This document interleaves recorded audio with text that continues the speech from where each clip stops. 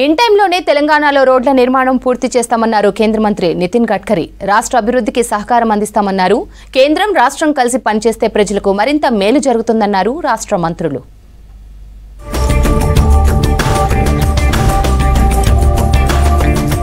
తెలంగాణ అభివృద్ధికి కట్టుబడి ఉన్నామన్నారు కేంద్ర మంత్రి నితిన్ గడ్కరీ. ఆసిఫాబాద్ జిల్లా సిర్పూర్ కాగజ్ నగర్లో రోడ్ల ప్రారంభోత్సవంలో ఆయన పాల్గొన్నారు. జగిత్యాల వరంగల్ హైవేకు 1000 కోట్లు కేటాయించినట్లు తెలిపారు. తెలంగాణలో నీటి సరస్సులను గుర్తిస్తే అభివృద్ధి చేస్తామన్నారు. ప్రతి పేదవారికి సంక్షేమ పథకాలు అందించడమే లక్ష్యంగా కేంద్ర సర్కార్ పనిచేస్తోందన్నారు. ఆర్ఎస్ఎస్ లో పనిచేసే టైంలో ఆదివాసీలతో కలిసి పనిచేశానన్నారు నితిన్ గడ్కరీ. आपको हजारों जगह पर अमृत सरोवर बनाकर देने के लिए तैयार हूं. एक पैसा नहीं चाहिए. आपके तालाब जो होंगे उसका रुंदीकरण खोलीकरण करके उसकी वाटर स्टोरेज कैपेसिटी बढ़ाने के लिए तैयार हूं. इतना ही नहीं तो आपके डैम होंगे उसकी मिट्टी निकालने के लिए तैयार हूं. इसका सबसे बड़ा फायदा किसी को होगा तो तेलंगाना के किसानों को होगा. जो किसानों की फसल है उनका उत्पादन 2.5 गुना बढ़ेगा. किसान समृद्ध संपन्न होंगे. केवल स्मार्ट शहर नहीं स्मार्ट विलेज बनेंगे. यही हम सबका सपना है. రాష్ట్ర అభివృద్ధికి సహకరించేందుకు కేంద్రం సిద్ధంగా ఉందన్నారు సెంట్రల్ మినిస్టర్స్ కిషన్ రెడ్డి, బండి సంజయ్. రాజీవ్ రహదారిని జాతీయ రహదారి చేసేందుకు కేంద్రం రెడీగా ఉందన్నారు. గత పాలకులు ఆదిలాబాద్పై వివక్ష చూపించారని విమర్శించారు. ఎన్నికల సమయంలో మాత్రమే రాజకీయాలు చేయాలన్నారు. రాష్ట్ర అభివృద్ధి కోసం అందరం కలిసి పనిచేయాల్సిన అవసరం ఉందన్నారు కేంద్ర మంత్రులు. మన తెలంగాణ రాష్ట్రంలో కూడా 33 జిల్లాలుంటే ముందుగా 10 జిల్లాలు ఉండేది. దానిని 33 జిల్లాలుగా పెంచుకోవడం జరిగింది. ఆ 33 జిల్లాలలో కూడా 32 జిల్లాలతో జాతీయ రహదారులతో మరి నరేంద్ర మోడీ గారి నాయకత్వంలో నితిన్ గడ్కరీ గారు అనుసంధానం చేసినటువంటి విషయాన్ని ఈ సందర్భంగా మనవి చేస్తా ఉన్నాను. ఈరోజు తెలంగాణలో 5000కు మించి జాతీయ రహదారులు ఈరోజు మరి నిర్మాణం చేసుకొని మనం ముందుకెళ్తున్నటువంటి విషయాన్ని ఈ సందర్భంగా మనవి చేస్తున్నాను. మేము సహకరించడానికి సిద్ధంగా ఉన్నాం. నరేంద్ర మోడీ గారి ప్రభుత్వం తెలంగాణ రాష్ట్ర అభివృద్ధికి సహకరించడానికి సిద్ధంగా ఉంది. కాబట్టి హైదరాబాద్ నుంచి ఈ మంచిర్యాల వరకు రాజీవ్ రహదారి అవుతుందో అది గుంతలు పడి ఇబ్బంది పడే ప్రభావం ఉంది. కాబట్టి నేను కోమటిరెడ్డి వెంకటరెడ్డి గారికి విజ్ఞప్తి చేస్తున్నా, మీరు దయచేసి ముఖ్యమంత్రి గారితో మాట్లాడండి. ఆ కాంట్రాక్టర్ యొక్క సమస్యను పరిష్కరిస్తే దాన్ని జాతీయ రహదారిగా నిర్మాణం చేయడానికి ఇప్పుడే నితిన్ గడ్కరీ గారు ప్రామిస్ చేశారు. కాబట్టి మనందరికీ సౌలభ్యంగా ఉంటుంది. కాబట్టి దయచేసి ముఖ్యమంత్రి గారితో మాట్లాడి ఆ సమస్యను పరిష్కరించి కరీంనగర్ హైదరాబాద్ నుంచి మంచిర్యాల వరకు ఆ రాజీవ్ రహదారిని జాతీయ రహదారిగా నిర్మించడానికి సహకరించాల్సిగా కోరుతూ, రాష్ట్రం కేంద్రం జోడెడ్లలాగా పనిచేస్తేనే తెలంగాణ అభివృద్ధి చెందుతుందన్నారు రాష్ట్ర మంత్రులు కోమటిరెడ్డి వెంకటరెడ్డి, సీతక్క. వెనుకబడిన ఆదిలాబాద్ జిల్లాను అన్ని విధాలా అభివృద్ధి చేసేందుకు రాష్ట్ర సర్కారు కృషి చేస్తోందన్నారు. ప్రతి గ్రామానికి రోడ్లు ఉండేలా కేంద్రం అనుమతులు ఇచ్చి పనులు పూర్తి చేయాలని కోరారు మంత్రులు.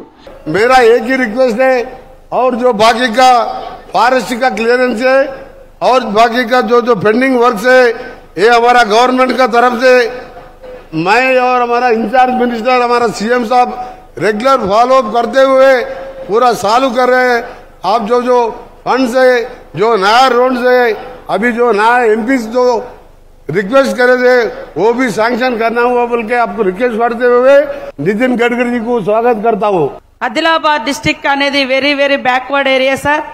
చాలా మంది ఇక్కడ ట్రైబల్స్ అదే విధంగా దళిత్ పీపుల్ జీవిస్తా ఉన్నారు. పేదరికం poverty also is here sir. Connectivity is main important for development every village or every state. That's why we are requesting our Congress party, our Revanth Reddy, our Komatireddy Venkatareddy also well known you. We are requesting no discrimination. We are all committed to for only development. That's why we are asking more funds for every district across the Telangana, sir. Adilabad జిల్లా సిర్పూర్ కాగజ్ నగర్ లో జాతీయ రోడ్ల ప్రారంభోత్సవ కార్యక్రమంలో పాల్గొన్నారు Peddapalli MP గడ్డం Vamsikrishna. NH63 రహదారి నిర్మాణం వేగవంతం చేయాలని కేంద్ర మంత్రి నితిన్ గడ్కరీకి వినతి పత్రం ఇచ్చారు వంశీకృష్ణ. చెన్నూరు జోడువాడు ప్రాంతంలో రవాణా సమస్యలు, వర్షాకాలంలో ఎదురయ్యే ఇబ్బందులను గడ్కరీ దృష్టికి తీసుకెళ్లారు. అక్కడ ఇన్ఫ్రాస్ట్రక్చర్ అభివృద్ధికి సహకరించాలని కోరారు. సమస్యలపై కేంద్ర మంత్రి సానుకూలంగా స్పందించారని తెలిపారు ఎంపీ వంశీకృష్ణ.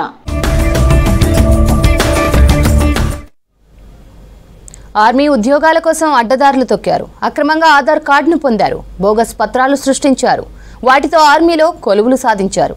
ఆదిలాబాద్ జిల్లాలో యూపీ యువకులకు బోగస్ సర్టిఫికేట్లను అమ్మిందెవరు?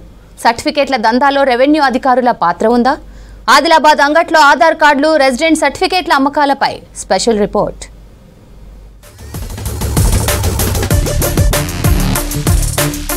ఆదిలాబాద్ జిల్లాలో ఆర్మీ ఉద్యోగుల అక్రమాల దందా బయటపడింది. బోగస్ సర్టిఫికేట్లను ఉత్తరప్రదేశ్, రాజస్థాన్కు చెందిన యువకులు ఆదిలాబాద్ జిల్లాలో పొందారు. వీటితో ఆర్మీలో ఉద్యోగాలు సాధించారు. ఆ అక్రమాల విషయం ఎస్బీ పోలీసుల విచారణలో బయటపడింది. ఆదిలాబాద్ జిల్లాకు సంబంధం లేని వాళ్ళు ఉత్తరప్రదేశ్, రాజస్థాన్కు చెందిన ఆదిలాబాద్ జిల్లా స్థానికులుగా రెసిడెంట్ సర్టిఫికెట్లు, ఆధార్ కార్డులు పొంది ఇండో టిబెటిన్ ఆర్మీలో ఉద్యోగాలు పొందారు. వీళ్లకు జిల్లాతో సంబంధం లేదు, రాష్ట్రంతో అనుబంధం లేదు. కానీ తెలంగాణ రాష్ట్రం కోటాలో ఆర్మీలో ఉద్యోగాలు సాధించారు. దీనిపై ఆర్మీ అధికారులు ఎస్బీతో వివరాలు సేకరించడంతో దందా బయటపడింది.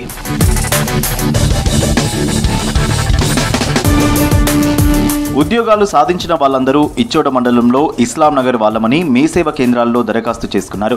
రెసిడెంట్, లోకల్ సర్టిఫికేట్లు పొందారు. దీనిపై ఎస్బీ అధికారులు గ్రామానికి వెళ్లి విచారణ చేసి స్థానికులు కాదని తేల్చారు.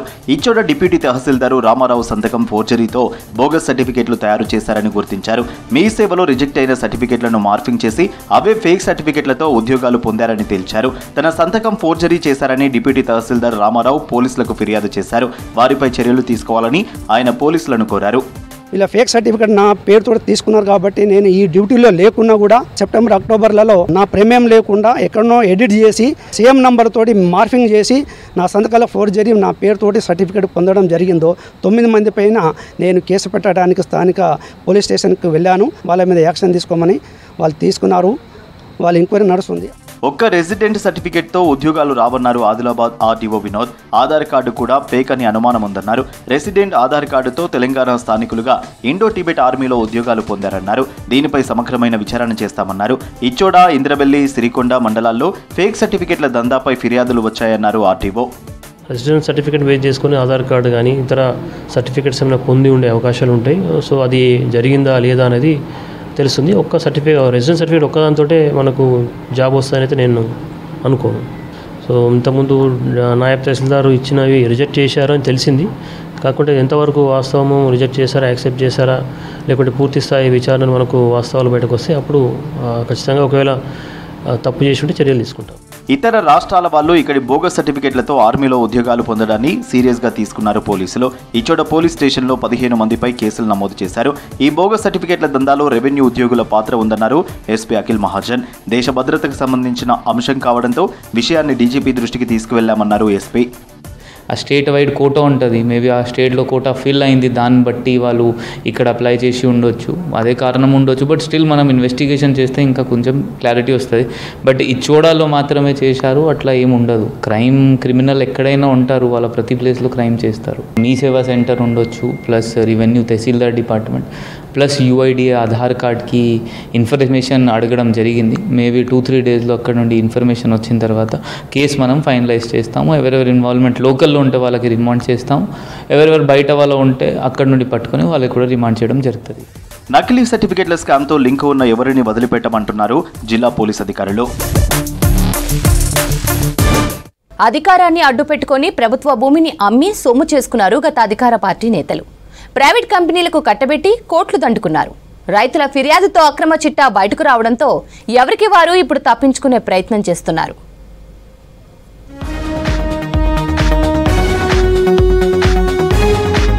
బీఆర్ఎస్ ప్రభుత్వం అధికారం కోల్పోయాక ఆ పార్టీ నేతల అక్రమాలు ఒక్కొక్కటిగా బయటకు వస్తున్నాయి. నల్గొండ జిల్లా నార్కెట్పల్లి మండలం గోపాలయ్యపల్లి గ్రామంలో సర్వే నంబర్ 550లో రామిడి గోపాల్కి 30 గుంటలు, కట్ట లక్ష్మి 20 గుంటలు, కొమరెల్లి వనజాత 20 గుంటలు, కల్లపల్లి వెంకటయ్య 20 గుంటలు, కల్లపల్లి గోపాల్కి 20 గుంటలు, కొమరెల్లి రామచంద్రారెడ్డికి 20 గుంటలు ఇచ్చింది ప్రభుత్వం. ఈ భూమిని లావణి పట్టా ఇచ్చింది. ఈ భూములు 30 ఏళ్లుగా రైతుల ఆధీనంలో ఉన్నాయి. చిట్యాల మండలం వట్టిమర్తి నుంచి వచ్చే కాలువ నీటి ద్వారా ఈ భూములను సాగు చేసుకునేవారు.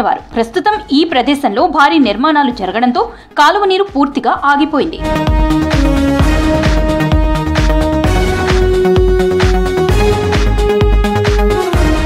ఈ భూమి పడావుగా ఉండటంతో స్థానిక బీఆర్ఎస్ నాయకుల కన్ను పడింది. పక్క సర్వే నెంబర్లు 467, 468, 469, 470, 464, 465, 466 పేరుతో ఈ భూముల పక్కనున్న సీనా బయోటిక్ ప్రైవేట్ లిమిటెడ్ ఎంపీఎల్ కంపెనీకి కోట్ల రూపాయలకు అమ్మేశారు. దీనిపై రైతులు 2017 నుంచి అధికారుల చుట్టూ తిరిగిన స్థానిక నాయకులు కంపెనీకి అండగా ఉంటూ వచ్చారు. కాంగ్రెస్ అధికారంలోకి రావడంతో తమ దగ్గరున్న రిజిస్ట్రేషన్ డాక్యుమెంట్స్ ఆధారంగా భూములను తిరిగి ఇప్పించాలని ఉన్నతాధికారుల చుట్టూ తిరుగుతున్నారు రైతులు. సర్వే నెంబర్ 550లో సీనా బయోటిక్ అనే వాళ్ళు ఎంక్రోచ్ అయి దాదాపుగా 2-3 ఎకరాలు మలుపుకొని అక్కడ మరి నిర్మాణాలు కూడా చేపట్టడం జరిగింది. ఇంకోటి ఏంటంటే గతంలో టీఆర్ఎస్ ప్రభుత్వం ఉన్నప్పుడే మరి ఆ నాయకులు వాళ్ళ దగ్గర మరి ఏదో తీసుకొని వాళ్ళకి ఎంక్రోచ్ చేసి కట్టడాలు కట్టించినటువంటి సందర్భం. ఈనాడు మరి మాజీ ఎమ్మెల్యే చిరుమర్తి లింగయ్య గారు రామన్నపేటలో రైతుల మీద మొసలు కన్నీరు గారుస్తున్నాడు. అది ఆయన ఉన్నప్పుడే, ఆయన ఎమ్మెల్యేగా ఉన్నప్పుడే అది ఎంక్రోచ్ అయింది. అక్కడ కట్టడాలు కూడా కట్టడం జరిగింది. కాబట్టి ఇది అబద్ధం. నిర్ధారణ చేశారు. ఆర్ఐ గారు, ఎంఆర్ఓ గారు, సర్వేయర్ గారు నిర్ధారణ చేసి మాకు ఇచ్చారు. ఇచ్చిన తర్వాత మాకు 550/2 మళ్ళీ మాకు ఉన్న 1B ప్రకారం ఉన్న 550/2ని సర్వే చేసి మాకు ఇచ్చారు. సర్వే చేసి మాకు అప్పగించారు 15 గుంటల భూమిని. ఏదైతే ఇప్పుడు 550 అని చెప్తున్నానో దానికి సంబంధించి మాకు ఇప్పుడు అది రికార్డే లేదని చెప్తున్నారు. సో దయచేసి మాకు సంబంధించిన ఈ ఇంతకుముందు సర్వే చేసి చూపించిన భూమిని ప్లస్ ఇప్పుడు మాకున్న భూమిని మాకు అప్పగించగలరని మేము కోరుతున్నాము. రామిడి గోపాల్కి చెందిన భూమిలో కంపెనీ నిర్మాణాలకు ప్రయత్నించింది. అడ్డుకునేందుకు ప్రయత్నించిన వారిపై ఎదురుదాడి చేసింది. అధికారులను అడ్డుపెట్టుకుని రాత్రికి రాత్రే ప్రహారీ గోడ నిర్మాణాలు చేపట్టింది. దీంతో రైతులు విషయం జిల్లా కలెక్టర్ ఇలా త్రిపాఠి దృష్టికి తీసుకువెళ్లారు. ప్రభుత్వ భూముల్లోనే కంపెనీ నిర్మాణాలు ఉన్నాయని తెలియడంతో అధికారులు కంపెనీ యాజమాన్యంపై సీరియస్ అయ్యారు కలెక్టర్. 48 గంటల్లోపు ప్రభుత్వ భూమిలో అక్రమ కట్టడాలను తొలగించాలని, లేకుంటే చట్టపరంగా చర్యలు తీసుకుంటామని హెచ్చరించారు.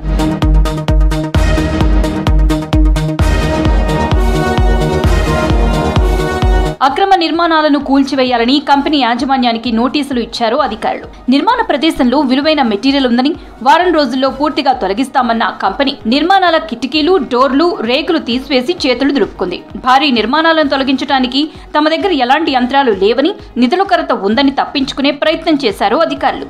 ప్రభుత్వ భూమిలో ఇల్లీగల్ కన్స్ట్రక్షన్ చేశారని, దీని ద్వారా అనేక మందికి ఉపాధి కల్పిస్తున్నారని పై ఆఫీసర్లకు స్థానిక నివేదికలు పంపించారు. 2 ఎకరాల ప్రభుత్వ భూమిని కంపెనీకి అలాట్ చేయాలని సూచించడం చర్చనీయాంశంగా మారింది. మామూలుగా ఏమైందంటే మాకు ఎన్నోసార్లు మేము వచ్చి చూసిపోతున్నా కానీ మామూలుగా అప్పుడు వాటర్ ఉన్నప్పుడు ఏం దున్నుకున్నాం, వాటర్ లేనప్పుడు దున్నుకోలేదు. అయితే మొత్తం అటు బీఆర్ఎస్ ప్రభుత్వం ఉన్నప్పుడు ఒకసారి సర్పంచ్ వారు మా గ్రామంలో ఉన్నారు. అయితే అప్పుడు ఏం జరిగిందంటే మేము సర్వే కొరకు మేము పెట్టుకుంటే వాళ్ళు ఏంటంటే అడ్డంగా వచ్చి దాన్ని మొత్తం సర్వే చేయకుండా ఆపేసారు. ఒకసారి ఎంఆర్ఓ ఇక్కడ ఆర్డీఓ సర్వే ఇక్కడ పెట్టినాం, మండలంలో పెడితే ఏం సహకరించలేదు. ఆర్డీఓకి పెట్టినాం, ఆర్డీఓ పెడితే ఆర్డీఓ ఏం సహకరించలేదు. ఎన్నిసార్లు సర్వే పెట్టినా పదే సర్వేకి మాత్రం సహకరించట్లేదు. ఎన్నోసార్లు తిరిగి పదే తిరుగుతున్నాం. ఉన్న గవర్నమెంట్ని ఇప్పుడు మాకు సహకరించి మా భూములు మాకు ఇప్పియాలని కోరుకుంటున్నాం సార్. ఆ సాగు చేసుకోకపోవడం వల్ల కంపెనీ వాక్ఫై చేసుకుంది. పాస్బుక్ ఉంది సార్, పాస్బుక్ ఉన్నది, ఒరిజినల్ పాస్బుక్ ఉంది. ఏమంటారు అంటే వస్తాం చూపిస్తాం అని అంటారు సార్. అప్పుడున్న ఎంఆర్ఓ ఇప్పటిదాకా కూడా మేము సరే అప్పుడున్న ఎంఆర్ఓను సంప్రదించినాం. గవర్నమెంట్ కేటాయించిన సర్వే నెంబర్ 550లో మాకు గవర్నమెంట్ సహకరించగలదని మేము మనవి చేస్తాం. నార్కెట్పల్లి తహసీల్దార్ కార్యాలయం ముందు పెట్రోల్ డబ్బాలతో నిరసనకు దిగారు రైతులు. 550 సర్వే నంబర్లో సర్వే చేసి గతంలో తాము సాగు చేసుకున్న భూముల్లో అక్రమంగా కట్టడాలు తొలగించాలని డిమాండ్ చేశారు. అసైన్మెంట్ రిజిస్టర్ ప్రకారం భూమిని సర్వే చేసి భూములను కేటాయిస్తామని రెవెన్యూ అధికారులు హామీ ఇవ్వడంతో ధర్నా విరమించారు. కానీ అసైన్మెంట్ రిజిస్టర్లో రైతులకు కేటాయించిన భూమికి పహానీ, పట్టా పాస్ పుస్తకాలలో భూమికి తేడా ఉండటంతో గందరగోళానికి దారితీసింది. కంపెనీ వాళ్ళు నీకేడుంది భూమి, నీకెక్కడుంది అని మాట్లాడుతారు. పాస్బుక్ ఉందంటే లేదు నీకు పాస్బుక్ అని మాట్లాడతారు. దాన్ని కొలిచి ఇచ్చిన దానికి లేదు, కొలవని దానికి ఉంది. మాకు భూమి కావాలి, మాకు ఎంత ఉందో అంత కావాలి. మేము కూలి చేసుకుంటాం. తిరిగి మా భూమి మాకు కావాలి.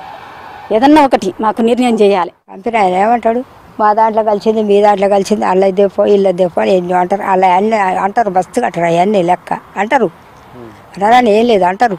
ఏం లేదు, నా భూమి నాకు రావాలని మొక్కుతా, దండం పెడతా మొక్కుతా అంతే. నా భూమి, నా 20 గుంటల భూమి నాకు ఎక్కువదు, నా పేరు మీద ఉన్నదే చాలు. రామిడి గోపాల్ అనే వ్యక్తి ప్రభుత్వ భూమిని కబ్జా చేసి కంపెనీ నిర్మాణాలు చేపట్టిందన్నారు నార్కెట్పల్లి తహసీల్దార్ వెంకటేశ్వర్లు. జిల్లా కలెక్టర్ ఆదేశాలతో భూమిని సర్వే చేశామన్నారు. ప్రైవేటు కంపెనీ యాజమాన్యం 2 ఎకరాలు కబ్జా చేసి నిర్మాణాలు చేపట్టిన విషయం జిల్లా కలెక్టర్కి నివేదిక పంపించామన్నారు. కంపెనీకి 2 సార్లు నోటీసులు ఇచ్చినా యాజమాన్యం రిప్లై ఇవ్వడం లేదన్నారు. ప్రస్తుతం బిల్డింగ్ ఖాళీ స్థలాన్ని ఆధీనంలోకి తీసుకుని బోర్డు పెట్టామన్నారు తహసీల్దార్. గోపాల్ అనే వ్యక్తికి అసైన్మెంట్ కమిటీ రికార్డ్ ప్రకారం 15 గుంటల భూమి ఉందని, ఆ భూమిని చూపించారన్నారు. మరో 15 గుంటలు ఉందని చెప్తున్నాడన్నారు. 2 ఎకరాలు దాదాపు 2 బిల్డింగ్లు కలుపుకొని 2 ఎకరాలు ల్యాండ్ వాళ్ళు ఎంక్రోచ్ చేసినట్టు తేలింది. దాని ప్రకారం రిపోర్ట్ సమర్పించబడ్డది. రిపోర్ట్ ప్రకారం ఏం చేశారు, మీరు తగు చర్య తీసుకోండి అని కలెక్టర్ గారు తిరిగి ఆదేశించినారు. ఆదేశముల మేరకు మేము వాళ్ళకి ల్యాండ్ ఎంక్రోచ్మెంట్ యాక్ట్ కింద నోటీసులు ఇష్యూ చేశాము. తీయాల్సి వస్తుందని చెప్పేసి అని ఇచ్చాము. దానికి ఎటువంటి వాళ్ళ నుంచి ఎక్స్ప్లెనేషన్ రాలేదు. కానీ ఒక బిల్డింగ్ కంప్లీట్గా పూర్తిగా కూల్చేసుకున్నారు. ఒకటి ఆర్సీసీ స్ట్రక్చర్ పూర్తిగా ఉంది, దాన్ని కూల్చలేదు. ఆ బిల్డింగ్తో సహా వాళ్ళు ఎంక్రోచ్ చేసిన 2 ఎకరాల ల్యాండ్ మేము ప్రభుత్వ ఆధీనంలోకి తీసుకున్నాం. ప్రభుత్వ భూములను కబ్జా చేసి అనుమతులు లేకుండా నిర్మాణాలు చేపట్టిన సీనా బయోటెక్ ఎంపిల్ కంపెనీపై సహకరించిన రెవెన్యూ అధికారులపై చట్టపరమైన చర్యలు తీసుకోవాలంటున్నారు రైతులు.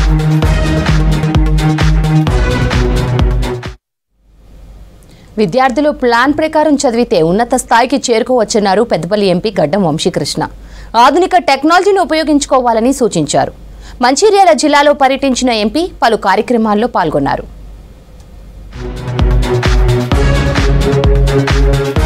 విద్యార్థులు క్రమశిక్షణ పట్టుదలతో చదువుకున్నప్పుడే తమ లక్ష్యాలను సాధిస్తారన్నారు Peddapalli MP Vamshikrishna. Student skills వెలికితీసేందుకే అడ్వాన్స్ టెక్నాలజీ సెంటర్ల ఏర్పాటు అన్నారు. 4 ఏటీసీ సెంటర్ల ద్వారా ఏడాదికి 1000 మందికి ఉపాధి అవకాశాలు కలుగుతాయన్నారు వంశీకృష్ణ. మంచిర్యాల జిల్లా మందమర్రిలో నూతనంగా ఏర్పాటు చేసిన అడ్వాన్స్ టెక్నాలజీ సెంటర్ ను సందర్శించారు MP Vamshikrishna, collector Kumar Deepak. Technology developments ఎంత వేగంగా ముందుకెళ్తుందో దాన్ని మ్యాచ్ చేసే స్కిల్ యువకుల్లో లేదని చెప్పి గమనించి టాటా వారు ఏదైతే ఈ ట్రైనింగ్ ఫెసిలిటీ ప్రారంభించినారో 172 కాదు, ఒక 200 స్టూడెంట్లను కూడా వారు అకామిడేట్ చేయొచ్చు. వాళ్ళని ట్రైన్ చేసి ఇమ్మీడియట్గా జాబ్ ప్లేస్మెంట్ కూడా వాళ్ళ రెస్పాన్సిబిలిటీనే. టాటా ఇమ్మీడియట్లీ వాళ్ళని ఎంప్లాయ్మెంట్లో తీసుకుంటుందని చెప్పి వారు చెప్తున్నారు. స్టార్టింగ్ శాలరీ కూడా దాదాపు ఒక 20,000 దాకా నెలకు స్టార్టింగ్ శాలరీ కూడా వచ్చే అవకాశాలు ఉన్నాయని చెప్పి చెప్తున్నారు. నాది ఒకటే ఒక విన్నపం, చాలామంది నిరుద్యోగులు ఉన్నారు. ఇక్కడ కేవలం మంచిర్యాలలో ఇట్లాంటివి 4 సెంటర్లు ఉన్నాయంట. అంటే దాదాపు సంవత్సరానికి ఒక 1000 మందికి ఈ అవకాశం దక్కుతుంది. 1000 మంది ఉద్యోగాలు ఎక్కొచ్చు ఈ ట్రైనింగ్ ఫెసిలిటీలు తీసుకొని. దీన్ని ఉపయోగించుకోవాలని చెప్పి నా విన్నపము. మంచిర్యాల కలెక్టరేట్లో 10th ఇంటర్లో ఉత్తీర్ణత సాధించిన విద్యార్థులను సత్కరించారు పెద్దపల్లి ఎంపీ వంశీకృష్ణ, కలెక్టర్ కుమార్ దీపక్. విద్యార్థులు జిల్లాకు మంచి పేరు తీసుకొచ్చినందుకు వారిని అభినందించారు. భవిష్యత్తులోనూ మరిన్ని ఉన్నత చదువులు చదివి తల్లిదండ్రుల ఆశయాలను నెరవేర్చాలన్నారు. చదువులకు సంబంధించి పలు సూచనలు చేశారు ఎంపీ.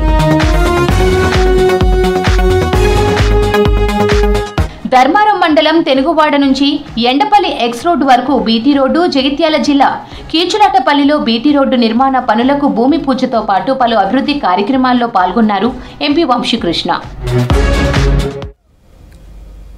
ఉమ్మడి ఖమ్మం జిల్లాలో చేపట్టిన సీతారామ ప్రాజెక్టుపై విమర్శలు వస్తున్నాయి. వ్యవసాయ అవసరాలకు గోదావరి జలాలు అందించాలనే ఆశయంతో ప్రారంభించిన ప్రాజెక్టు ప్రధాన కాల్వ నిర్మాణ నాణ్యతపై అనుమానాలు వ్యక్తమవుతున్నాయి. గతేడాది కురిసిన వర్షాలకు ప్రధాన కాలువకు 2 చోట్ల గండ్లు పడి పంట పొలాలు నీట మునిగాయి. ఇప్పుడు వీకే రామవరం దగ్గరలో ప్యాసేజ్ పిల్లర్ కూలిపోవడం, 20 మీటర్ల కాంక్రీట్ లైనింగ్ దెబ్బతినడం చర్చనీయాంశమైంది.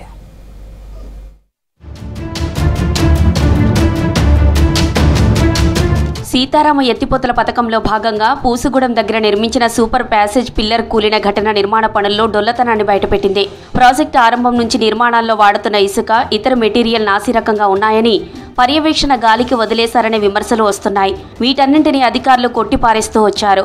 తీరా కొద్ది రోజుల పాటు ట్రయల్ రన్ వేసిన సమయంలో పిల్లర్ కూలిపోవడంతో ప్రాజెక్టు నిర్మాణపు పనుల్లో నాణ్యత ప్రశ్నార్థకంగా మారింది. పాసేజ్ పిల్లర్ కూలీ నెల కావస్తున్నప్పటికీ ఫోటోలతో సహా ముఖ్యమంత్రి దగ్గరికి ఫిర్యాదులు వెళ్లేంత వరకు అధికారులు స్పందించలేదు. ప్రాజెక్టు నిర్మాణ టైంలో అధికారులు శ్రద్ధ పెట్టి ఉంటే ఈ పరిస్థితి వచ్చేది కాదన్న వాదనలు వినిపిస్తున్నాయి. వేల కోట్ల రూపాయలతో నిర్మించుకున్నటువంటి ప్రజాధనం ఈ ప్రాజెక్ట్ ఇప్పటికే ప్రారంభించలేదు. ఇప్పటికే దీని నుంచి వాటర్ బాటిల్ లేదు. ఇప్పటికీ వాటర్ కూడా ఉందో లేదో ఎవరికి తెలవనటువంటి పరిస్థితులు ఉన్నప్పటికీ మరి వారు ఇప్పటికే పిల్లర్స్ కూలి నేలమట్టమైందంటే ఈ ఉన్నటువంటి ఇది కూడా కూలిపోద్దేమో అనేది భయం ఏర్పడతా ఉంది.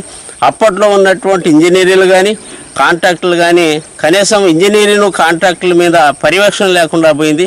ఆ కాంట్రాక్టులు అప్పుడున్నటువంటి ఇంజనీరింగ్ మీద కూడా మరి దీని మీద చర్యలు తీసుకోవాలని చెప్పి కూడా మేము కోరుతా ఉన్నాం. సీతారామ ప్రాజెక్టులో భాగంగా ఇప్పటికే 3 పంప్ హౌజులు, 104 కిలోమీటర్ల ప్రధాన కాల్వ నిర్మాణ పనులు పూర్తయ్యాయి. పాలేరు అనుసంధాన, సత్తుపల్లి ట్రంక్ కెనాల్ పనులు సాగుతున్నాయి. కిన్నెరసాని, ముర్రేడు వంటి నదులు, వాగులు, చిన్న చిన్న వంకలపై అక్విడెక్ట్లు, సూపర్ పాసేజ్లు నిర్మించారు. ఇటీవల విడుదల చేసిన నీటి ప్రవాహానికి పాసేజ్ పిల్లర్ కూలిపోవడం, కాంక్రీట్ లైనింగ్ దెబ్బతినడంతో ప్రధాన కాల్వ నాణ్యతపై అనుమానాలు వ్యక్తమవుతున్నాయి. గతంలో 2 చోట్ల ప్రధాన కాల్వకు గండ్లు పడగా వర్షం నీరు నిలవడం వల్ల తామే గండ్లు కొట్టినట్టు జలవనరుల శాఖ అధికారులు చెప్పారు. గతేడాది వానాకాలంలో పాల్వంచ, చంద్రుగొండ మండలాల పరిధిలో ప్రధాన కాల్వకు 2 చోట్ల గండ్లు పడ్డాయి. కాల్వ పనుల్లో నాణ్యత లోపాల వల్లే గండ్లు పడుతున్నాయనే విమర్శలు వినిపిస్తున్నాయి. పూర్తి స్థాయిలో నీటి ప్రవాహం కొనసాగితే మరిన్ని చోట్ల గండ్లు పడతాయని రైతులు ఆందోళన చెందుతున్నారు. ములకల్పల్లి మండలంలో ఉన్నటువంటి ఏ గ్రామానికి, ఏ చెరువుకు కూడా చిన్న కాలువలు తీసేటటువంటి పరిస్థితి లేదు. కాబట్టి ప్రధానంగా మేము డిమాండ్ చేసేది ఏదైతే ఉన్నదో, రాష్ట్ర ప్రభుత్వం నిర్మించినటువంటి ఈ నాణ్యతా ప్రమాణాలకు సంబంధించినటువంటి కమిటీ నిష్పక్షపాతంగా దీని మీద విచారణ జరపాలి. ఈ ప్రాజెక్టు నిర్మాణంలో ఉన్నటువంటి డొల్లతనం ఏదైతే నాసిరకంగా ఉన్నదో దాని మొత్తం మీద విచారణ జరిపించి బాధ్యులైన మీద చర్యలు తీసుకోవాలి. అట్లాగనే ముఖ్యంగా భద్రాద్రి కొత్తగూడెం జిల్లాలో ప్రతి ఒక్క ఎకరానికి కూడా ఈ సీతారామ లిఫ్ట్ ఇరిగేషన్ ద్వారా నీళ్ళు ఇవ్వాలనేది డిమాండ్ చేస్తా ఉన్నాం. ఇదంతా ఫారెస్ట్ ఏరియా, ఆదివాసులు నివసిస్తున్నటువంటి గ్రామాలు చాలా ఉన్నాయి. ఏ రాత్రి ఏ కాలువ దిగి ఎటు వస్తుంది అనేది కూడా భయభ్రాంతులుగా అవుతున్నారు. దీనికి కేవలం అధికారుల నిర్లక్ష్యమే అనేది కూడా ప్రజలు అనుకుంటున్నారు. ఎందుకంటే పర్యవేక్షణ అనేది అధికారి కరెక్ట్గా ఉంటే ఇట్లాంటి అనర్థాలు జరిగేటి కావని, ఇక నుంచి కూడా వాటిని రాకుండా చూడాలని, మంచిగా ఈ ప్రాజెక్టుని ప్రజలకు నీళ్లు అందించాలని కోరుకుంటున్నాం. మార్చిలో సాగర్ ఎడమ కాల్వకు తరలించేందుకు గోదావరి జలాలను ఎత్తిపోతల ద్వారా అధికారులు కొన్నాళ్లు విడుదల చేశారు. దాదాపు ₹1 కోటి ఖర్చుతో ప్రధాన కాల్వ వెంట 48.30 కిలోమీటర్ల దగ్గర నిర్మించిన సూపర్ పాసేజ్ పిల్లర్ ప్రవాహ ఉధృతికి కూలిపోయింది. 4 పిల్లర్లలో ఒకటి కూలగా కాల్వ రివీర్మెంట్ దెబ్బతింది. 9,000 క్యూసెక్ల నీటి ప్రవాహ సామర్థ్యంతో నిర్మించిన ప్రధాన కాల్వలో 405 క్యూసెక్ల ప్రవాహానికి పిల్లర్ కూలిపోవడంపై విమర్శలు వస్తున్నాయి. గోదావరి జలాలతో ఖమ్మం, భద్రాద్రి, మహబూబాబాద్ జిల్లాలను సస్యశ్యామలం చేయాలనే లక్ష్యంతో చేపట్టిన సీతారామ ఎత్తిపోతల పథకం ఆశించిన ఫలితాలు ఇవ్వడం లేదు. ప్రాజెక్టు నిర్మాణంలో నెలకొంటున్న తీవ్ర జాప్యం రైతుల ఆశలపై నీళ్లు చల్లుతోంది. ప్రజలకి ప్రాజెక్టు నిర్మాణంలో నాణ్యత లోపం జరిగి ఈ ప్రజలకి నష్టం జరుగుతుంది. దీనివల్ల ఈ మధ్యలోనే సీఎం రేవంత్ రెడ్డి గారి ద్వారా ట్రయల్ రన్ వదిలేరు అటు పాలేరు దానికి. అయితే ట్రయల్ రన్ వదిలినందుకే ఇక్కడ పిల్లర్స్ పడిపోయిన పరిస్థితి ఉంది. అది రెగ్యులర్గా దాన్ని వదిలితే మాత్రం మొత్తం కాలువలన్నీ కూడా డ్యామేజ్ అయ్యేటువంటి పరిస్థితి ఉంది. కాబట్టి దీని మీద ఇది చాలా సీరియస్గా తీసుకొని ప్రభుత్వం దృష్టి పెట్టి సరైనటువంటి పరిశీలన చేసి దానికి తగినటువంటి చర్యలు తీసుకొని దోషులైన వాళ్ళ మీద ఖచ్చితంగా చర్యలు తీసుకోవాలి. దాన్ని వెంటనే సరిచేసి ప్రజలకు అందుబాటులో తేవాలని చెప్పేసి కొద్ది రోజులు అయితే వర్షం వస్తే మొత్తం కూలిపోయి చాలా ప్రమాదం జరిగేటటువంటి పరిస్థితి ఇక్కడ అగుపిస్తూ ఉంది. కాబట్టి దీని తక్షణమే నిర్మాణ చర్యలు మొత్తాన్ని ఉన్నటువంటి ప్యాలెస్ని మొత్తాన్ని తీసేసి మళ్ళీ కడితే తప్ప లేకపోతే ఇది ఆగదు. దీనివల్ల చాలా ప్రమాదం ఉంది. ఈ ప్యాలెస్నే కాకుండా మొత్తం ప్రాజెక్ట్ని మొత్తం కూడా ఈ కెనాల్ మొత్తం కూడా లైనింగ్ని మరి దీన్ని పరిశీలన చేసి పూర్తి స్థాయి దర్యాప్తు చేసి ఎక్కడ కూడా ఈ బలహీనత లేకోకుండా నష్టం జరుపుకోకుండా చర్యలు చేపట్టాలని చెప్పేసి మేము డిమాండ్ చేస్తా ఉన్నాం. ఖమ్మం, భద్రాద్రి జిల్లాల్లోని 6,74,000 ఎకరాలకు సాగునీరు అందించేందుకు 2016 ఫిబ్రవరి 16న సీతారామ ప్రాజెక్టుకు శంకుస్థాపన చేశారు. 2018లో పనులు ప్రారంభించగా ఇప్పటి వరకు ప్రాజెక్టు పూర్తి కాలేదు. 7,926 కోట్ల అంచనాతో మొదలైన సీతారామ ఎత్తిపోతల పథకం తాజాగా 19,465 కోట్లకు చేరింది. కాంగ్రెస్ ప్రభుత్వంలో ప్రాజెక్టును పూర్తి చేస్తారని నమ్ముతున్నారు జనం. యాదగిరిగుట్ట లక్ష్మీ నరసింహస్వామి ఆలయంపై ఫోకస్ చేసింది రాష్ట్ర ప్రభుత్వం. నరసింహుడి ఆలయానికి మొట్టమొదటిసారిగా ఐఏఎస్ ఆఫీసర్ని ఈవోగా నియమించింది. దీంతో పాటు ఆలయ పాలక మండలి ఏర్పాటుకు మార్చి 18న అసెంబ్లీలో బిల్లు పెట్టింది. యాదగిరిగుట్టను ప్రపంచ ప్రసిద్ధిగాంచిన టెంపుల్స్లో ఒకటిగా తీర్చిదిద్దడంలో భాగంగా లక్ష్మీ నరసింహస్వామి వారి ఆలయంలో మార్పులు చేపట్టింది.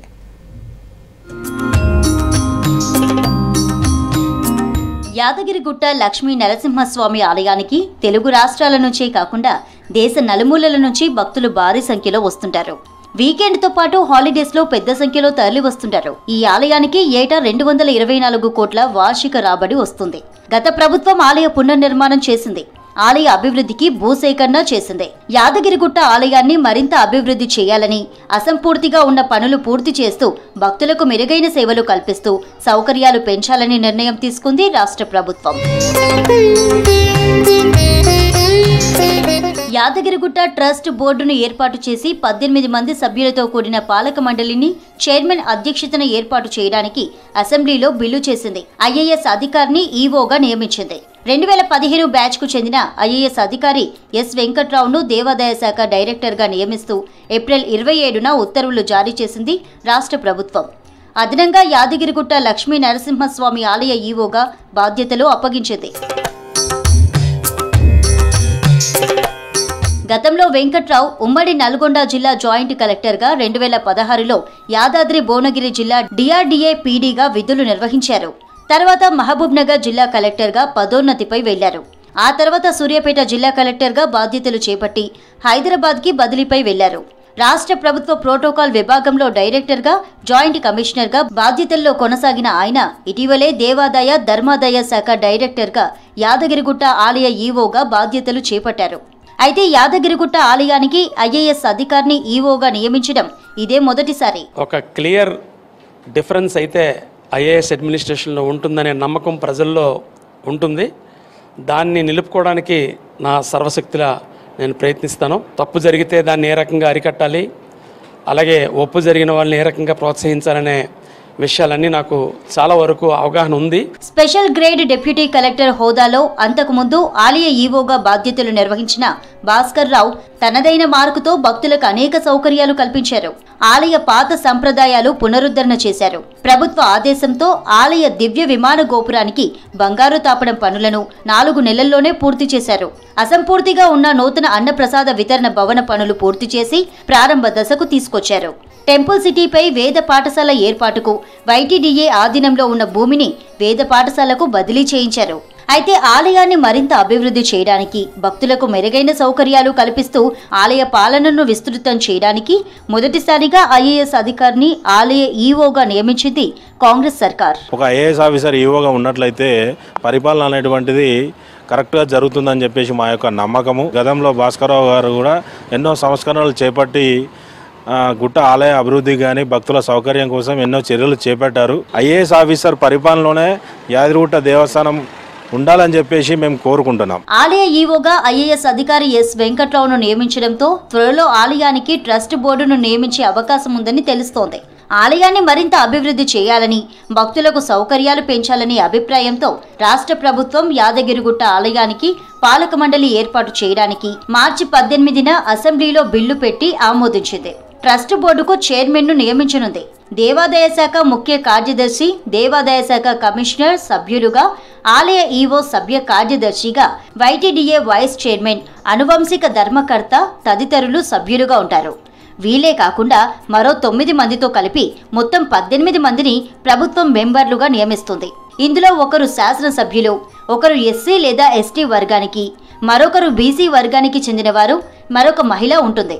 ఆలయ స్థానాచార్యులు కూడా బోర్డు సభ్యులుగా ఉంటారు. క్యూ లైన్లలో కానివ్వండి, ఆలయంలో కానివ్వండి, మరి అన్నదాన దగ్గర కానివ్వండి, ప్రతి ఒక్కరి దగ్గర కూడా భక్తులందరికీ కూడా మెరుగైన సౌకర్యాలే కలగాలి. మరి అదేవిధంగా ఐఏఎస్ పరిపాలన రావడం కూడా మేమందరం కూడా చాలా సంతోషిస్తున్నాం. రాష్ట్ర ప్రభుత్వం యాదగిరిగుట్ట అభివృద్ధికి, భక్తులకు మెరుగైన సౌకర్యాలు కల్పించడానికి ఆలయానికి టీటీడీ తరహాలో ట్రస్ట్ బోర్డు వేయాలనుకుంటుందన్నారు ఆలయ ఈవో వెంకట్రావు. ఆలయంలో అడ్మినిస్ట్రేషన్ కూడా ఐఏఎస్ అధికారితో నడిపించాలనే నిర్ణయంతో ఐఏఎస్ హోదాలో ఆలయ కార్యనిర్వహణ అధికారిగా నియమించినట్లు చెప్పారు. ఐఏఎస్ అడ్మినిస్ట్రేషన్లో ఖచ్చితంగా క్లియర్ డిఫరెన్స్ అయితే ఉంటుందనే నమ్మకం ప్రజల్లో ఉంటుందన్నారు. ప్రజల్లో ఉండే నమ్మకాన్ని నిలుపుకోవడానికి తన సర్వశక్తులా ప్రయత్నిస్తానన్నారు ఆలయ కొత్త ఈవో ఐఏఎస్ అధికారి వెంకట్రావు. టీటీడీ బోర్డు లాంటిగా ఒక బోర్డు వేయాలని, అలాగే అడ్మినిస్ట్రేషన్ కూడా ఇక ముందు నుండి ఒక ఐఏఎస్ ఆఫీసర్ ద్వారా నడిపించాలి. ఇదివరకు ఉన్న కార్యనిర్వాహక అధికారి స్థానంలో ఆ ఈవోగా ఒక ఐఏఎస్ ఆఫీసర్ని వెయ్యాలి అనే నిర్ణయంతో ముఖ్యమంత్రి గారు ఈ బాధ్యతలు నాకు అప్పచెప్పినందుకు వారికి కృతజ్ఞతలు తెలియజేసుకుంటూ బోర్డుకు సహాయ సహకారాలు అందించేందుకు 2 సంవత్సరాల పాటు ప్రభుత్వ ప్రధాన కార్యదర్శి, మొదటి 5 సంవత్సరాలకు యాదాద్రి భువనగిరి జిల్లా కలెక్టర్ కూడా సభ్యులుగా కొనసాగుతారు. దేవాదాయ పాలనపరమైన నిర్ణయాలన్నీ ఈ బోర్డే తీసుకుంటుంది. పాలక మండలికి స్వయం ప్రతిపత్తి ఉంటుంది. రాష్ట్రంలో 33 జిల్లా కేంద్రాల్లో ప్రభుత్వ లైబ్రరీలు ఉండగా మొట్టమొదటిసారిగా మెదక్లో డిజిటల్ లైబ్రరీ ఏర్పాటైంది. National digital library of India మెదక్కు డిజిటల్ లైబ్రరీ మంజూరు చేసింది. దీంతో 12 భాషల్లో పుస్తకాలు చదువుకునే అవకాశం నిరుద్యోగులకు లభించింది.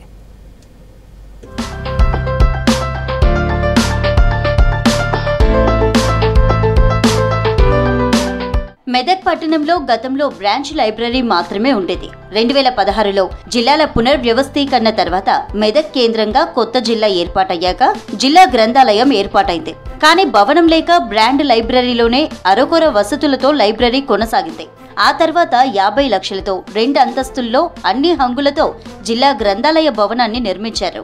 ఇందులో విద్యార్థులకు, పోటీ పరీక్షలకు సన్నద్ధమయ్యే వారికి, సాధారణ పాఠకులకు వేర్వేరుగా విభాగాలున్నాయి. కొత్త బిల్డింగ్లోకి జిల్లా గ్రంథాలయం మారిన తర్వాత పాఠకుల సంఖ్య గణనీయంగా పెరిగింది. ప్రతిరోజు 250 మంది పాఠకులు వస్తున్నారు.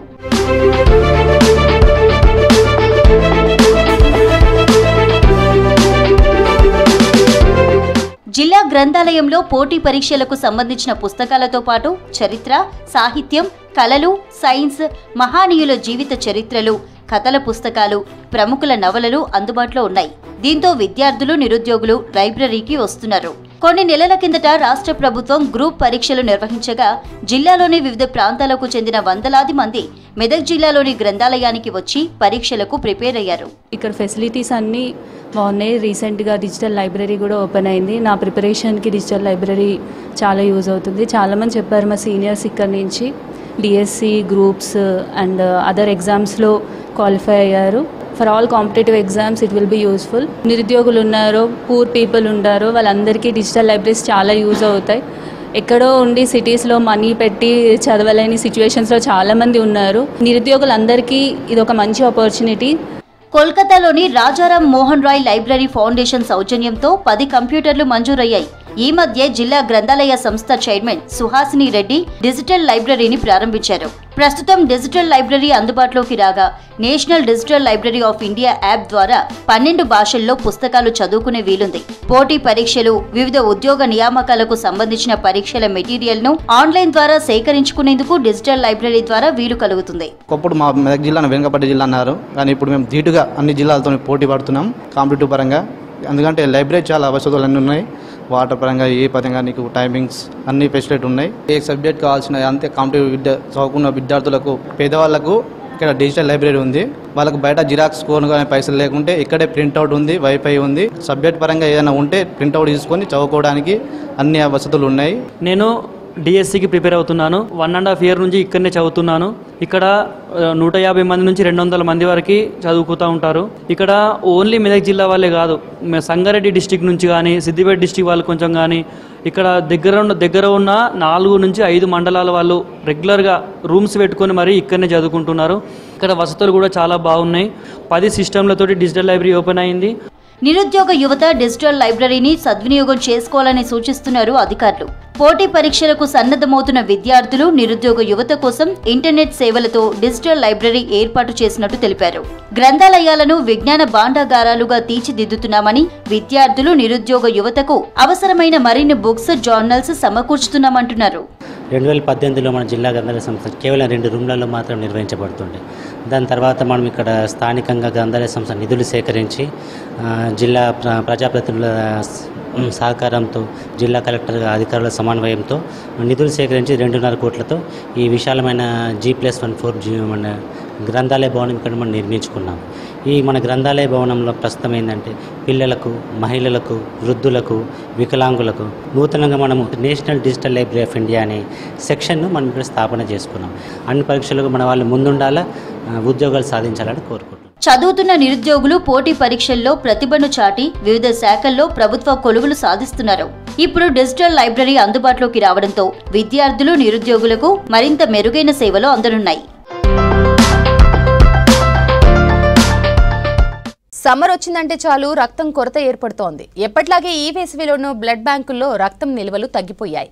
రక్తాన్ని ఇచ్చేందుకు దాతలు ముందుకు రావటం లేదు. రక్తం అందక ఎమర్జెన్సీ పేషెంట్ల పరిస్థితి గాల్లో దీపంగా మారుతోంది. వరంగల్లో రక్తం కొరతపై స్పెషల్ స్టోరీ.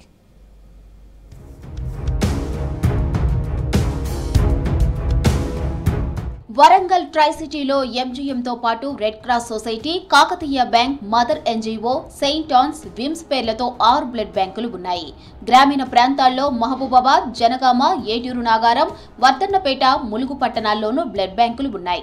అయినా ఒక్కోసారి బ్లడ్ దొరకడం కష్టమవుతుంది. వరంగల్లో ఉన్న 6 బ్యాంకుల్లో రక్తం ఉండటం లేదు. ఎంజీఎం హాస్పిటల్ బ్లడ్ బ్యాంకులో పేషెంట్ల సంఖ్యకు తగ్గట్టుగా రక్తం నిల్వలు లేవని తెలిసిందే. దీంతో ఎమర్జెన్సీలో బ్లడ్ కోసం అనేక పాట్లు పడుతున్నారు బాధితులు.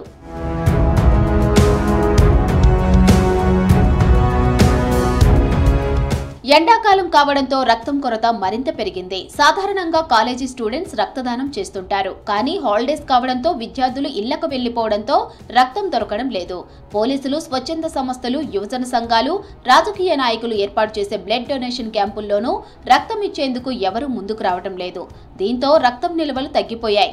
జిల్లాలో ప్రస్తుతం 250 మంది తలేసీమియా వ్యాధిగ్రస్తులు ఉండగా వారికి వారానికోసారి, కనీసం నెలకోసారైనా 250 యూనిట్ల బ్లడ్ ఎక్కించాల్సి ఉంటుంది. ఇలాంటి పరిస్థితుల్లో బ్లడ్ దొరక్క ప్రాణాపాయ పరిస్థితి ఏర్పడుతుంది.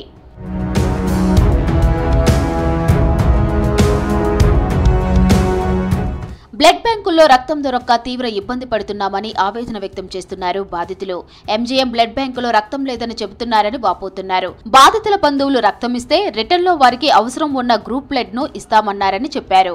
దీంతో తమ రక్తం ఇచ్చి కావాల్సిన బ్లడ్ తీసుకెళ్తున్నామని చెప్పారు. ఎంజీఎంలో పోతే అసలు బ్లడ్ లేదంటాను. ఎక్కడ పోవాలి, ఎక్కడికి పోయి బ్లడ్ తీసుకోవాలి, దొరకట్లేదు బ్లడ్. రెడ్ క్రాస్ పోయినాం, పోతే మీరు ఒకరు బ్లడ్ ఇస్తేనే ఇంకో బ్లడ్ మేము ఇస్తాం సార్ అని వాళ్ళు డైరెక్ట్ చెప్తాను. పేషెంట్లకు చాలా ఇబ్బంది అవుతుంది. ఎందుకంటే బ్లడ్ ఎక్కడికి పోయినా కూడా, బ్లడ్ బ్యాంక్ పోయినా కూడా బ్లడ్ దొరకట్లేదు. 1000, 2000, 3000 ఇచ్చినా కూడా దొరకట్లేదు. దానికోసమైనా ఎవరైనా కూడా ముందుకు వచ్చి బ్లడ్ ఇస్తే, గర్భిణీలు ఉంటారు, వాళ్ళకు బ్లడ్ అవసరం. ఆ బ్లడ్ లేక చాలామంది ఇబ్బంది పడతాను. దానివల్ల బ్లడ్ ఇస్తే చాలా మంచిదని నేను కోరుకుంటున్నాను. అత్యవసర సమయాల్లో పేషెంట్లు హాస్పిటల్పై బెడ్పై ఉంటే బంధువులు బ్లడ్ బ్యాంకుల చుట్టూ పరుగులు తీయాల్సి వస్తుంది. బ్లడ్ డొనేషన్తో అనేక లాభాలు ఉన్నాయని అవగాహన కల్పించినా ఎవరూ బ్లడ్ ఇచ్చేందుకు ముందుకు రావటం లేదంటున్నారు నిపుణులు. రక్తం డొనేట్ చేసిన వారు ఉత్తేజంగా ఉంటారని, గుండె జబ్బులు రావని చెబుతున్నారు. పేషెంట్స్ వస్తే మేము ఏం చేస్తున్నామంటే వాళ్ళ రిలేటివ్స్లో ఎవరైనా మంచి యంగ్ ఉన్న వాళ్ళను మోటివేట్ చేసి, సో మీరు ఇస్తే ఇట్లా ఉంటుంది, ఇవ్వండి, ఇవ్వడం వల్ల ఇన్ని ఉపయోగాలని చెప్తున్నాం. ఇప్పుడు బ్లడ్ ఇవ్వడం వల్ల ఒక 5 ఉపయోగాలు ఉన్నాయి. ఒకటేంటి, క్యాన్సర్ నివారణలో అది ఉంటుంది. తర్వాత బ్లడ్ ప్యూరిఫికేషన్ అవుతుంది, కొత్త కణాలు ఉత్పత్తి అవుతాయి దీని ద్వారా. ఎవ్రీ 3 మంత్స్కు ఒక 18 ఇయర్స్ బాబు 60 ఇయర్స్ వరకు, 18 ఇయర్స్ నుంచి కంప్లీట్ అయిన వాళ్ళు ఎవ్రీ 3 మంత్స్కి ఒకసారి ఇవ్వచ్చు. దీనివల్ల అది హార్ట్ అటాక్స్ కూడా నివారిస్తుంది. బ్లడ్ ప్యూరిఫికేషన్ ఎక్కువై తర్వాత అతనికి ఉత్తేజంగా ఉంటాడు మనిషి బ్లడ్ ఇస్తే. గతంలో ఎన్నడూ లేని విధంగా బ్లడ్ కొరత ఏర్పడిందని చెబుతున్నారు MGM blood bank in-charge doctor Ashadevi. Blood ఇచ్చేందుకు ఎవరూ ముందుకు రావటం లేదన్నారు. పేషెంట్లకు ప్రతిరోజు కనీసం 50 యూనిట్ల బ్లడ్ అవసరం ఉంటుందన్నారు. సిటీలో ఉన్న ప్రైవేటు, ప్రభుత్వ ఆసుపత్రుల నుంచి బ్లడ్ కోసం ఎంజీఎంకు వస్తుంటారని చెప్తున్నారు. తమ దగ్గర ఉంటే ఇస్తున్నామని, కొన్నిసార్లు పేషెంట్ల బంధువుల నుంచి బ్లడ్ తీసుకొని వారికి కావాల్సిన బ్లడ్ ఇస్తున్నామని చెప్పారు. ఇప్పుడు సమ్మర్ కాబట్టి బ్లడ్ చాలా చాలా తక్కువ నిల్వలు ఉంటాయి. ఎందుకనంటే కాలేజెస్ అన్ని బంద్ ఉంటాయి, ఎగ్జామ్స్ టైము. ఇంకొకటి అందరు కూడా డీహైడ్రేటెడ్ అయ్యి అసలు మామూలుగానే అలసటతో ఉంటారు. కాబట్టి ఎవరు బ్లడ్ ఇవ్వడానికి ఇప్పుడు ముందుకు రారు ఈ 2 నెలలు. కాబట్టి బ్లడ్ చాలా చాలా తక్కువగా ఉంటుంది. రక్త నిల్వలు మనం పెంచుకోవడానికి ప్రయత్నం చేస్తూ ఉంటాము, క్యాంపుల కోసం చూస్తూ ఉంటాము. మామూలుగా ఈ వాకర్స్ వాళ్ళు వీళ్ళు కూడా ఈ ఎండాకాలం వల్ల ఎవ్వరు ముందుకు రావట్లేదు. బ్లడ్ బ్యాంక్ అధికారులు రక్తదాన శిబిరాలు నిర్వహించాలంటున్నారు పబ్లిక్. బ్లడ్ డొనేట్ చేసేలా యువతలో చైతన్యం తీసుకురావాలన్నారు. అప్పుడే బ్లడ్ బ్యాంకుల్లో నిల్వలు పెరుగుతాయని, ప్రాణాపాయంలో ఉన్న వారికి రక్తం ఇచ్చి ప్రాణాలు కాపాడవచ్చని చెప్తున్నారు. ఉన్నట్టుండి ఒక ఫోన్ కాల్ వస్తుంది. మీ కొడుకు డ్రగ్స్ కేసులో ఇరుక్కున్నాడు, లేదా ఓ అమ్మాయిని రేప్ చేశాడు అంటూ చెప్తారు. పోలీస్ ఇన్స్పెక్టర్ను మాట్లాడుతున్నామని, డబ్బులు పంపమని ఒత్తిడి చేస్తారు. ఇది సినిమా కథ కాదు. కరీంనగర్ జిల్లాలో సైబర్ నేరగాళ్ల నుంచి కొంతమంది తల్లిదండ్రులు ఎదుర్కొంటున్న సైబర్ బెదిరింపులు. సైబర్ నేరగాళ్లు తల్లిదండ్రులకు పిల్లలపై ఉన్న ప్రేమను ఆసరాగా చేసుకుని లక్షలు కొల్లగొడుతున్నారు. సైబర్ గ్యాంగ్ ఆగడాలు, ఫేక్ కాల్స్ పై V6 రిపోర్ట్.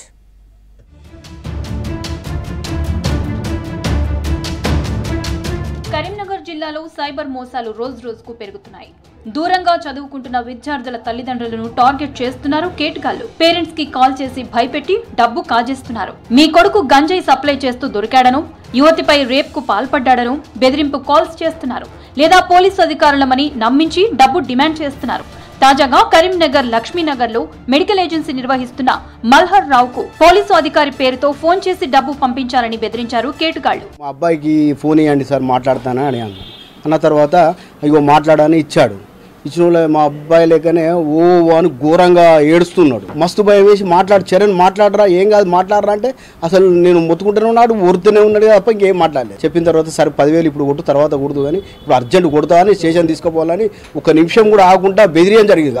నేను నెంబర్ టకటక రాకపోతే ఇంకెంతసేపు రాసుకుంటామని కూడా బెదిరియడం జరిగింది. అన్నాక నెంబర్ రాసుకొని డైరెక్ట్ సెల్లకెళ్ళి కొట్టచ్చు కదా, కొట్టు అంటాడు. అన్నాక నేను మస్తు భయపడ్డాను. ఇక నాకు ఆ ఫేక్ కాల్ వస్తానని తెలిసినా కూడా భయపడ్డాను. అయితే ఇక అట్లే అయితే రాసుకొని అమౌంట్ అయితే ఫోన్పే నుంచి ఓపెన్ చేసి మామూలుతో అయితే టక్కడ కొట్టాను.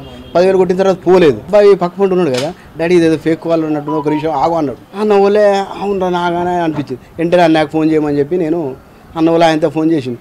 నేను ఎక్కడ లేని హాస్టల్లో ఉన్నా, నాకేం కాలేదు, నేను సేఫ్ అని చెప్పి మా అబ్బాయి అన్నాడు. అన్నాకాడు మళ్ళీ ఫోన్ చేసినాక బాగా తిట్టడం జరిగింది. కరీంనగర్ కు చెందిన ఫణితకు కూడా ఇలాంటి అనుభవమే ఎదురైంది. ఒకరోజు కెనడా పోలీసులమంటూ ఫణితకు కాల్ చేశారు నేరగాళ్లు. ఆమె కొడుకు నిజంగానే కెనడాలో చదువుకుంటున్నారు. అక్కడ అతను డ్రగ్స్ కేసులో అరెస్ట్ అయ్యాడని, డబ్బులు పంపితే వదిలేస్తామని బెదిరించారు. కొడుకు ఏడ్చినట్లు, పోలీసు సైరన్లు మోగుతున్నట్లు సీన్ క్రియేట్ చేసి ఆడియో వినిపించారు. అదంతా నిజమే అనుకుని భయపడింది ఫణిత.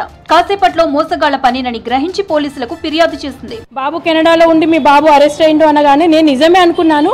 వాళ్ళ నెంబర్ ఇవ్వగానే నెంబర్కి ట్రాన్స్ఫర్ చేద్దాం అనుకొని సైమల్టేనియస్గా నా దగ్గర 2 మొబైల్స్ ఉండడం వల్ల బాబుకి కాల్ చేశాను. మధ్యాహ్నం టైంలో బాబు పడుకుంటాడు, but luckily Babu phone lift చేశాడు కాబట్టి వాడు రూమ్లో ఉన్నాడని తెలిసింది. లేకపోతే మాత్రం నేను కూడా భయపడి బాబు ఒకవేళ ఫోన్ లిఫ్ట్ చేయకపోయినా వాడికి బాబుకి ఏదో అన్న ఆపద ఉంది అనుకొని నేను ట్రాన్స్ఫర్ చేసేదాన్ని. అట్లానే వాళ్ళు నెంబర్ ఇచ్చేసి ఏంటి అంటే మనకు వాట్సాప్ కాల్ వస్తుంది. పోలీస్ యూనిఫామ్లో ఉన్న ప్రొఫైల్ ఫోటో పెట్టుకుంటారు. అదే రోజు సైమల్టేనియస్గా ఆ డిపిఎస్ చదువుకున్న 3 పిల్లలకే వచ్చింది. నేను దీని మీద కూడా పోలీస్ వారికి కంప్లైంట్ చేశాను. ఎందుకంటే కాలేజీ వారిని అప్రమత్తం చేయాలి, పిల్లల డేటాను బయటకు వెళ్లకుండా కొంచెం ప్రభుత్వాలు కూడా దీని మీద కఠిన నిర్ణయాలు తీసుకోవాలి. ఎందుకంటే పిల్లల సెంటిమెంట్ కాబట్టి మనం నమ్మి డబ్బులు వేస్తూ ఉంటాము, వాళ్ళకి అది ఈజీ మనీ అయిపోతుంది. కరీంనగర్ కి చెందిన గాయకుడు, ఈవెంట్ ఆర్గనైజర్ శ్రీకాంత్ కూడా ఇలాంటి అనుభవమే ఎదుర్కొన్నాడు. ముంబై పోలీసులమంటూ కాల్ చేసి అతనికి ముచ్చెమటలు పట్టించారు కేటుగాళ్లు. తన ఆధార్ కార్డుపై ఏటీఎం కార్డు సృష్టించడమే కాక ఏకంగా అరెస్టు వారెంటు, సుప్రీంకోర్టు ఆర్డర్లు కూడా క్రియేట్ చేశారు. ఇవన్నీ అతనికి వాట్సాప్ లో పంపించి దాదాపు 2 గంటల పాటు అతన్ని మానసికంగా హింసించారు కేటుగాళ్లు. ముంబై పోలీస్ అని చెప్పేసి లోగోతోని వాట్సాప్ కాల్ వచ్చింది. ఇష్యూస్ చాలా జరిగాయి. సో మీ మీద కేసు ఫైల్ అయింది, 900 crore చేంజ్ ట్రాన్సాక్షన్ జరిగాయి, ఇవన్నీ ఎక్కడివి, సో మీ మీద ఎఫ్ఐఆర్ ఫైల్ అయింది, మీకు అరెస్ట్ వారెంట్ ఇష్యూ అయింది అని చెప్పడం జరిగింది. నేను షాక్ అయ్యాను. సార్ వాట్సాప్ చెక్ చేసుకో అన్నారు. చెక్ చేసుకునేసరికి అరెస్ట్ వారెంట్, లాయర్ని మాట్లాడతాను, తన ఫీ 3 lakhs ఉంటుంది, తనకు ఫీ 3 lakhs ఇస్తే మీకు రాకుండా ఇక్కడే ఉండి మాట్లాడేటట్టు, మీరు అక్కడే ఉండి మాట్లాడేటట్టు నేను అరేంజ్ చేస్తాను అని అన్నాడు. అక్కడ నాకు డౌట్ స్టార్ట్ అయింది. సడన్గా నేను మేల్కొన్నా. అసలు వీళ్ళకు ఆధార్ కార్డు చూపించింది నేనే, నా ఫుల్ నేమ్ చెప్పింది నేనే. అసలు పిచ్చిలేసిందండి. అప్పుడు రియలైజ్ అయ్యా. ఇలాంటి మోసాలను కొందరు చాకచక్యంగా ఎదుర్కొంటే మరికొందరు తమ అమాయకత్వంతో డబ్బులు పోగొట్టుకుని లబోదిబోమంటున్నారు. విదేశాల్లో చదువుకుంటున్న విద్యార్థుల ఫోన్ నెంబర్లు సేకరించి పేరెంట్స్ కి ఫోన్ చేసి డబ్బులు గుంజుతున్నారు నేరగాళ్లు. మరికొందరికి బ్యాంక్ అకౌంట్ల ద్వారా ఫ్రాడ్ జరిగిందని, డబ్బు కట్టాలని ఫోన్లు చేస్తున్నారు. ఈ ఫేక్ కాల్స్ లో 90% నేరగాళ్లు పోలీస్ అధికారులుగా నటిస్తున్నారు. ఇలాంటి కేసులు 6 నెలల్లో 10ల కొద్దీ నమోదయ్యాయి. మన 3 సార్లు కాల్ చేసి ఇష్టం మన ర్యాగింగ్ లాగా వేధిస్తున్నావు, ఇది కరెక్ట్ కాదు, ఈ నంబర్ ఇవ్వాలి, నీకు నేను పోలీస్ కంప్లైంట్ ఇస్తున్నా అది అని చెప్పడం జరిగింది. నీ దగ్గర ఫోన్ నెంబర్ ఉండి నువ్వు కాల్ చేస్తే నీ దగ్గర స్క్రీన్ షాట్ కొట్టి నాకు పెట్టరా, ఇది కాదు, ఇది తప్పు మాట్లాడుతున్నావు, నాకు అటువంటి అలవాటు లేవు, ఇది నా ఫోన్ నెంబర్కి వెళ్ళి ఈ నెంబర్కి వెళ్ళి డయల్ కూడా లేదు, మీరు అది చేయడం అని కూడా చెప్పడం జరిగింది. మా ఫాదర్కి కాల్ వచ్చింది సైబర్ క్రైమ్ నుంచి వెళ్ళి. ఏమంటే మీ అబ్బాయి డ్రగ్స్ కేసులో ఇరుక్కున్నాడు, సో అతన్ని విడిపించాలంటే మీరు కొన్ని అమౌంట్ నాకు ట్రాన్స్ఫర్ చేయాలని కాల్ వచ్చింది. బట్ మా ఫాదర్ కొంచెం అలర్ట్గా అండి నాకు వెంటనే కాల్ చేసి మా బ్రదర్ కాల్ చేయగానే ఇది ఫేక్ కాల్ అని నిర్ధారించి మేము సేఫ్ అయిపోయాము. ప్రజలు అప్రమత్తంగా ఉండి మోసపోకుండా జాగ్రత్త వహించాలని, ఇలాంటి ఫేక్ కాల్స్ వచ్చినా వెంటనే మన సమీప పోలీస్ స్టేషన్లో కంప్లైంట్ ఇచ్చి ఇవ్వాలని కోరుతున్నాను. సైబర్ కేసులు పెరుగుతుండటంతో జిల్లా పోలీసులు అలర్ట్ అయ్యారు. పిల్లలు డ్రగ్ వంటి కేసుల్లో అరెస్ట్ అయ్యారని, కాల్స్ వస్తే భయపడవద్దని, వెంటనే పిల్లలను సంప్రదించాలని సూచిస్తున్నారు. ఎట్టి పరిస్థితుల్లోనూ డబ్బులు ట్రాన్స్ఫర్ చేయవద్దని చెప్తున్నారు. అలాంటి కాల్స్ వస్తే cyber crime help line number 1930కి కాల్ చేయాలని సూచించారు కరీంనగర్ సిపి గౌసాలం. హస్బెండ్, మీ సన్, మీ డాటర్ వాళ్ళు ఈ కేసులో ఇన్వాల్వ్ ఉన్నారు, వాళ్ళకి మేము అరెస్ట్ చేస్తున్నాము, మీరు వీడియో కాల్లో ఉండండి and they will demand amount. మీరు ఇట్లా అమౌంట్ ఇస్తే మేము వాళ్ళకి అరెస్ట్ చేయము, ఇట్లా ఫేక్ థ్రెటన్ చేస్తారు. దీనివల్ల చాలామంది ట్రాప్ అవుతున్నారు. రీసెంట్గా కర్ణాటకలో ఒక ఎల్డర్లీ కపుల్ వాళ్ళు సూసైడ్ చేసుకున్నారు దీనివల్ల. So this is leading to various serious offences. దీని గురించి అవేర్నెస్ ఉండాలి. No official police personnel or enforcement officer మీకు డైరెక్ట్ ఇట్లా వీడియో కాల్లో అప్రోచ్ చేస్తారు. ఏమైనా ఉంటే ఆఫీషియల్గా నోటీస్ ఇస్తారు. మీ నేమ్ ఏమైనా ఎఫ్ఐఆర్లో కంప్లైంట్లో ఉంటే, అక్యూజ్ పేరులో ఉంటే, you will be call to police station for intervention or examination purpose. కానీ మీకు వీడియో కాల్ చేసి ఇట్లా థ్రెటన్ చేయడం ఇట్లా ఉండదు. సో ఈ టైప్ ఆఫ్ కాల్ ఇట్లా వస్తే 100% these are fake calls and do not believe on that. So mostly మనకి అవేర్నెస్ ఉండాలి దట్ ఈ టైప్ ఆఫ్ కాల్ వస్తే we should be careful. Cyber మోసగాళ్లపై జిల్లా పోలీసులు అవగాహన కార్యక్రమాలు నిర్వహిస్తున్నారు. నేరగాళ్లు కొత్త పంథాలో మోసాలకు పాల్పడుతున్నారని, వారి ఉచ్చులో పడకుండా ఎలా కాపాడుకోవాలో వివరిస్తున్నారు. ఇక సైబర్ క్రైమ్ పై ఫిర్యాదు చేసే 1930 నంబర్ని ప్రతి ఒక్కరూ తప్పకుండా గుర్తుంచుకోండి. That's all for now. Stay tuned to V6 News.